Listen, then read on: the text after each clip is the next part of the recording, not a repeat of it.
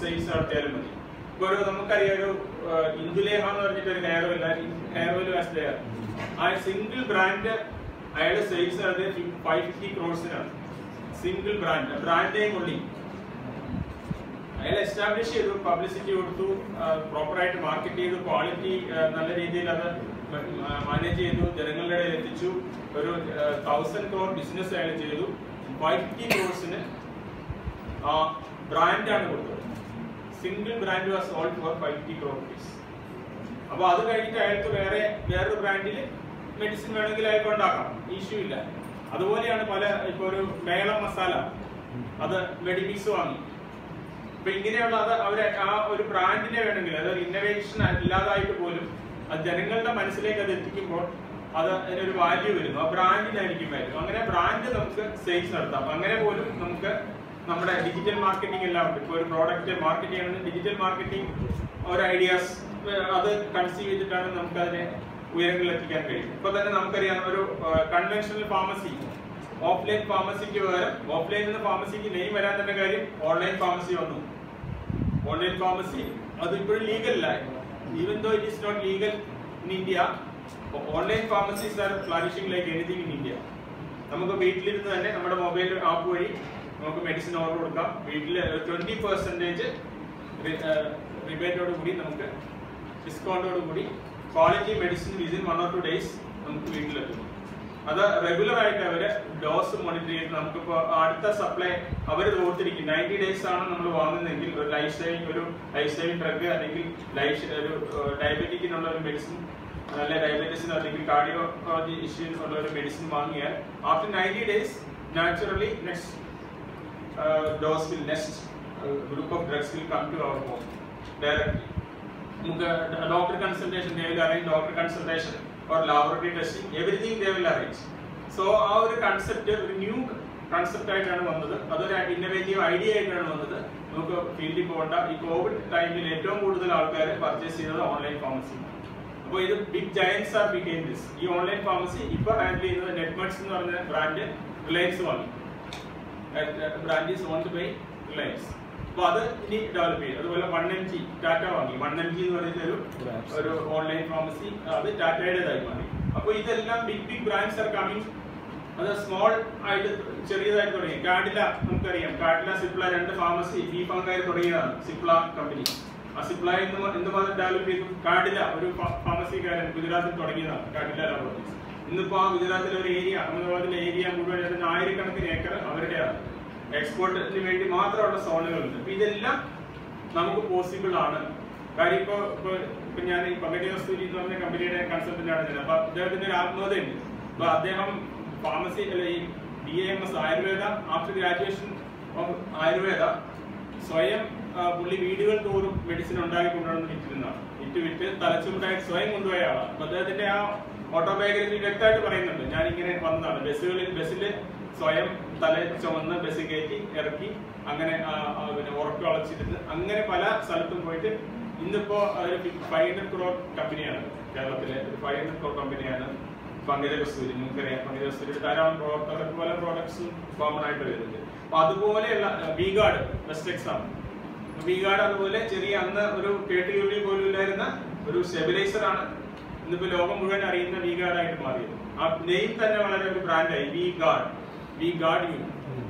അപ്പൊ അങ്ങനത്തെ രീതിയിലുള്ള ആ നെയിമും നമ്മൾ സെലക്ട് ചെയ്യുന്ന പഞ്ചിങ് ആയിട്ടുള്ള നെയിമും ബ്രാൻഡിനും വളരെ ഇമ്പോർട്ടൻസ് ഉണ്ട്.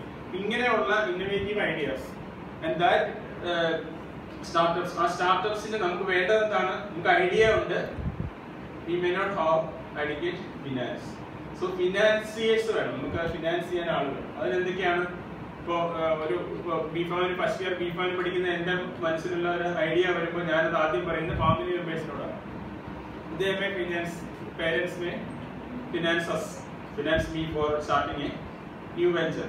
അങ്ങനെ ഒരു ഫാമിലി സെറ്റപ്പ് ചെയ്ത് നമുക്ക് കിട്ടാം. അല്ലെങ്കിൽ അത് വീട്ടിലേക്ക് പറയാൻ ബുദ്ധിമുട്ട്, ഫ്രണ്ട്സ് എല്ലാവർക്കും കൂടി ചേർന്ന് സഹായിക്കാം. അപ്പോൾ ആദ്യം കിട്ടുന്ന ഒരു സ്റ്റാർട്ടപ്പിൽ കിട്ടുന്ന ഫിനാൻസ് എവിടെ നിന്നാണ്? ഫ്രം ഫാമിലി, ഫ്രം ഫ്രണ്ട്സ്, അല്ലെങ്കിൽ ഫ്രം ബാങ്ക് ലോൺ, അതല്ലെങ്കിൽ ഫിനാൻഷ്യൽ ഇൻസ്റ്റിറ്റ്യൂഷൻസ്, അതല്ലെങ്കിൽ പിന്നെ ഇപ്പോൾ പുതിയതായിട്ട് വന്നിരിക്കുന്ന ഒരു രീതി എന്താണ്? Crowd funding. നമുക്കൊരു മീഡിയയിൽ പബ്ലിഷ് ചെയ്യാം, either print or digital media. ഇങ്ങനെ ഒരു ഐഡിയ വന്നിട്ടുണ്ട്, അതിനകത്ത് നിങ്ങൾക്ക് ഫണ്ട് ചെയ്യാൻ താല്പര്യമുള്ളവർക്ക് ക്രൗഡ് ഫണ്ടിങ് വഴി നമ്മൾ മെഡിസിനൊക്കെ ആൾക്കാർക്ക് വേണ്ടി, രോഗികൾക്ക് വേണ്ടി വാങ്ങുന്നില്ലേ, അതുപോലെ ക്രൗഡ് ഫണ്ടിങ് വഴിയും നമുക്കൊരു സ്റ്റാർട്ടപ്പിനെ ഡെവലപ്പ് ചെയ്ത് കൊണ്ടുപോകും. അങ്ങനെ ചെയ്യാം. That is finance. Actually the finance is only from the founder himself at the start of the business. Then അതിലുള്ള ഇഷ്യൂ എന്താണ്, ഫണ്ട് വേണ്ടി വരുന്നതാണ്. ഇതൊരു ഹൈ കോസ്റ്റ് അഫെയർ ആണ്. ഹൈ കോസ്റ്റ് അഫെയർ ആകുമ്പോൾ we need fund either from a financial institution or from our family members. Then funds from clear, and this services focus on either the we can focus on a single product or from a specific service. Then important considerations, location. ഒരു stationery ആണോ, stationery ആയിട്ടോ നമുക്കൊരു room എടുക്കണം എന്നുള്ളത്, ആ ഒരു fund ഒഴിവാക്കണം എന്നുണ്ടെങ്കിൽ എന്താവും, may be an online business ആക്കാം. വീട്ടിലിരുന്നിട്ട് നമുക്കൊരു അഡ്രസ് ഉണ്ടെങ്കിൽ ഒരു ഒരു മൊബൈൽ ഫോൺ അല്ലെങ്കിൽ ഒരു മെയിൽ ഐ ഡി ഉണ്ടെങ്കിൽ we can start a business as online, then offline business, and from home, and we can convert our home as an office, or we can start a franchisee or at a particular store. So the location is also important for a startup. The legal structure may be a proprietary concern. അത് market ചെയ്യണമെങ്കിൽ നമുക്കിപ്പോൾ പലരിപ്പോൾ ഞാനിപ്പോൾ consultant ഏറ്റവും കൂടുതൽ ആൾക്കാർ വരുന്ന ഹെയറുമായിട്ട് ഇതായിട്ടുള്ള വീട്ടമ്മമാരെല്ലാം ഈ കോവിഡ് കാലത്ത് വന്നിട്ടുള്ള ഞങ്ങളൊരു ഹെയർ ഓയിൽ കണ്ടുപിടിച്ചു. അപ്പോൾ വീട്ടിലിരുന്നിട്ട് എല്ലാവരും ഇപ്പം നമുക്കറിയാം, ഇപ്പം ഈ സോഷ്യൽ മീഡിയ മുഴുവൻ ഈ ഫുഡ് ഉണ്ടാക്കുന്നതാണ്, പിന്നെ കാറ്ററിംഗ് സർവീസുകാരുടെ സൈറ്റേ കാണാനുള്ളൂ. വീട്ടിലിരുന്ന് ഇതുണ്ടാക്കി അതുണ്ടാക്കി എന്നെല്ലാം പറഞ്ഞിട്ട്. അപ്പൊ അതുപോലെ തന്നെയാണ് ഹെയർ ഓയിൽ മാനുഫാക്ചർ ചെയ്തിട്ട് ധാരാളം പേര് ഇൻസ്റ്റഗ്രാം വഴിയും വാട്സപ്പ് വഴിയും ഫേസ്ബുക്ക് വഴിയും സപ്പോർട്ട് ചെയ്യുന്നുണ്ട്. അപ്പൊ അവര് വരുന്നത്, അവർക്ക് ലീഗൽ സപ്പോർട്ട് അതിനില്ല. ഇപ്പൊ നമുക്കൊരു സാധനം മാർക്കറ്റ് ചെയ്യണമെന്നുണ്ടെങ്കിൽ ലൈസൻസ് ഇല്ലാതെ ഒരു സാധനം ഉണ്ടാക്കാൻ പറ്റില്ല. ഹെയർ ഓയിൽ ഉണ്ടാക്കി അയൽവക്കത്ത് കൊടുക്കാം, അതിനൊരു വിലയിട്ട് വിൽക്കാനായിട്ട് പാടില്ല. വിലയിട്ട് വിൽക്കണമെങ്കിൽ that must be legalized, that must have a valid license. So that legal structure, based on a legal structure, proprietorship ആവാം, അല്ലെങ്കിൽ ഒരു പാർട്ണർഷിപ്പ് ഫേം ആവാം, അല്ലെങ്കിൽ ഒരു പുതിയ ലിമിറ്റഡ് ലയബിലിറ്റി LLP എന്ന് പറയും, അതല്ലെങ്കിൽ പ്രൈവറ്റ് ലിമിറ്റഡ് കമ്പനി ആവാം, പബ്ലിക് ലിമിറ്റഡ് കമ്പനി ആവാം. അങ്ങനെ ഡിഫറെന്റ് കോൺസ്റ്റിറ്റ്യൂഷൻ ഉണ്ട്. അപ്പൊ അത് ഒരു സ്റ്റാർട്ടപ്പിന്റെ ഒരു ഇമ്പോർട്ടന്റ് ആയിട്ടുള്ള ഒരു സ്ട്രക്ചറാണ്. ഫണ്ടിങ് മെത്തേഡ്സ്, ആ ഫണ്ടിങ് എങ്ങനെയാണ് നമുക്ക് ഒരാളുടെ അടുത്ത് ഫണ്ട് കിട്ടുക, അതിന്റെ ഒരു വയബിലിറ്റി സ്റ്റഡി. നമ്മളിത് ഞാനൊരു 100 രൂപ മുടക്കിയാൽ നിങ്ങൾക്ക് 1 ലക്ഷം രൂപ കിട്ടുമെന്ന് പ്രൂവ് ചെയ്തെങ്കിൽ മാത്രമേ ഒരു ഏജൻസി അല്ലെങ്കിൽ ഒരു വ്യക്തി നമുക്ക് ഫണ്ട് ചെയ്യുള്ളൂ. എനിക്ക് ഐഡിയ ഉണ്ട്, അത് വലുതാക്കുകയാണെങ്കിൽ ഒരു മാസം 1 ലക്ഷം രൂപയുടെ ബിസിനസ് ഉണ്ടാവും നമ്മൾ പ്രൂവ് ചെയ്യുകയാണെങ്കിൽ they will come up to you and give fund you. So market demand അനുസരിച്ചിട്ട് നമുക്ക് ഫണ്ട് കിട്ടും.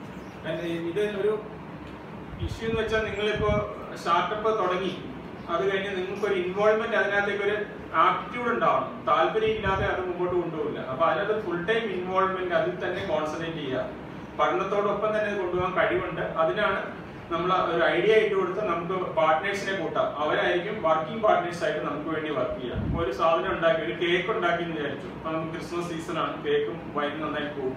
വീട്ടില് നല്ല ക്വാളിറ്റി കേക്കും വൈനും ഉണ്ടാക്കി എനിക്ക് മാർക്കറ്റ് ചെയ്യാൻ പറ്റില്ല. നമുക്ക് പഠിക്കാൻ ആ സമയത്ത് ആയിരിക്കും എക്സാം. അപ്പൊ മാർക്കറ്റിംഗ് പാർട്ണർ കിട്ടിയാൽ they will market it anywhere in India, അല്ലെങ്കിൽ anywhere in the world. ആ ലെവലിൽ ഓൺലൈൻ ആയിട്ടോ ഓഫ്ലൈൻ ആയിട്ടോ ഒരു സൈറ്റ് ക്രിയേറ്റ് ചെയ്ത് അതുവഴി നമുക്ക് വിൽക്കാം. അപ്പൊ ആ ഒരു ഇൻവോൾവ്മെന്റ് നമുക്ക് ഉണ്ടാവണം. അതുപോലെ തന്നെ റെസ്പോൺസിബിലിറ്റി നമുക്ക് ഉണ്ടാവണം. അതോടൊപ്പം തന്നെ ഒരു ലേണിംഗ് പ്രോസസ് ആയിട്ട് ഓരോ തവണയും റെഗുലർ ഇംപ്രൂവ്മെന്റ് ആ പ്രോഡക്റ്റിന്റെ പുറത്ത് വേണം. അപ്പൊ നമുക്ക് അറിയാം, vaccine regularly improving the products. Covishield first ടൈമിലുള്ള പ്രോഡക്റ്റ് അല്ല ഇപ്പോൾ ഉള്ളത്. ഓരോ തവണയും പുതിയ ബാച്ച് വരുമ്പോൾ they will improve the quality, they will regularly improve the quality. Covaxin അന്ന് ഒരു 60% ആയിരുന്നു അതിന് അഡ്വാൻറ്റേജ് ഉണ്ടായിരുന്നു. ഇന്നിപ്പോ 88% എത്തിയത് Covaxin, because of regular improvement of quality and effectiveness, efficacy improve ചെയ്യുക. അങ്ങനെയാണത് വളർന്നു വരിക. So it's A regular learning, knowledge must be updated. Then timing. നമുക്ക് ഒരു സ്റ്റാർട്ടപ്പ് തുടങ്ങിയാൽ ഞാൻ രാവിലെ 10 തൊട്ട് 5 വരെ വർക്ക് ചെയ്യുമെന്ന് വിചാരിച്ചാൽ അത് വളരെ ഇല്ല. അതിന് ടൈമില്ല. ഒരു സ്റ്റാർട്ടപ്പ് കമ്പനി തുടങ്ങുമ്പോൾ ടൈമില്ല. 24 hours ആണ്, 24/7 ആണ് നിങ്ങളുടെ വർക്കിംഗ് ടൈം. നിങ്ങൾക്ക് അതുപോലെ തന്നെ താല്പര്യമുള്ള സഹായികളും വേണം. എങ്കിൽ മാത്രമേ അതുപോലെ ഡെഡിക്കേറ്റഡ് ആയിട്ടുള്ള സ്റ്റാഫും